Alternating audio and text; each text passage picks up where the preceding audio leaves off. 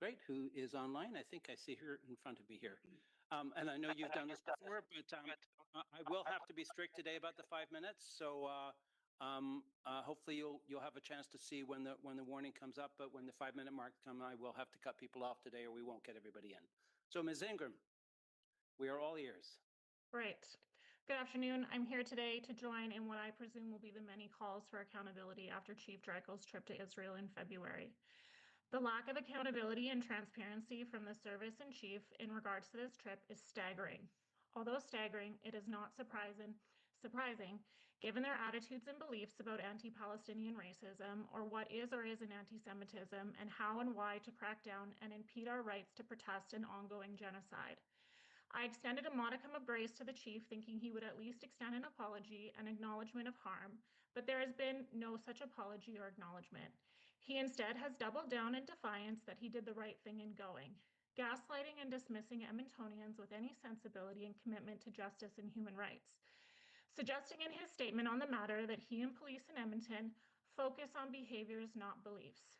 We know that's not true, because they cater to the belief that resisting Zionism and being against an apartheid state committing a genocide is in and of itself an act of anti-Semitism, to the detriment and subjugation of many Edmontonians. Is anti-Semitism on the rise? Yes, it is. One of the contributing factors for that is the continued conflation of anti-Zionism, a national ideology and not a faith, and anti-Semitism by governments and institutions that seek to manipulate that message for whatever ideological purpose it serves them, not to make sure that Jews are safe in our communities and around the world, and we need to start being very clear about that. This commission needs to immediately investigate whether this trip was in collaboration with the Abraham Global Peace Initiative, which, if you're not familiar, is a pro-Israel charity with many controversial ties to policing in Canada, who, among other things, take delegations of police from North America on trips to Israel. The Edmonton Police Service is featured on the front page of AGPI's website. So we know, to some degree, there is a relationship there. Police are supposed to be impartial, and EPS's potential involvement in AGPI is a huge problem. AGPI explicitly dismisses the concept of anti-Palestinian racism. They believe it to be a fabricated concept. Corey Balsam, the National Coordinator of Independent Jewish Voices, is quoted as saying, AGPI programs don't teach tolerance. They teach selective empathy. They teach that some lives matter more than others. The hypocrisy and racism embedded in these efforts are not just glaring, they're chilling. The possible involvement of EPS with AGPI and how AGPI may be informing police policy in Edmonton is of grave concern to the safety and security of all Edmontonians. This chief has not only lost the confidence and trust of Edmontonians, but also demonstrates no willingness to engage in restorative justice or community repair on a very obvious misstep. This commission needs to remove him immediately if you are to restore any kind of public trust in EPS. This commission needs to provide the public with the policy followed to approve this trip and how that policy will be updated to prevent such an egregious error in the future.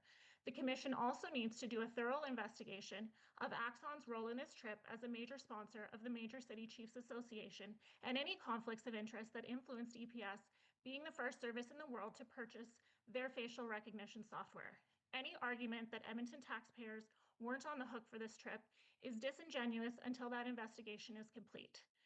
Chair, you are quoted in a CTV Edmonton News article as having absolute faith in Driechel's judgment about what is applicable and what might be problematic for Edmonton policing in regards to this trip.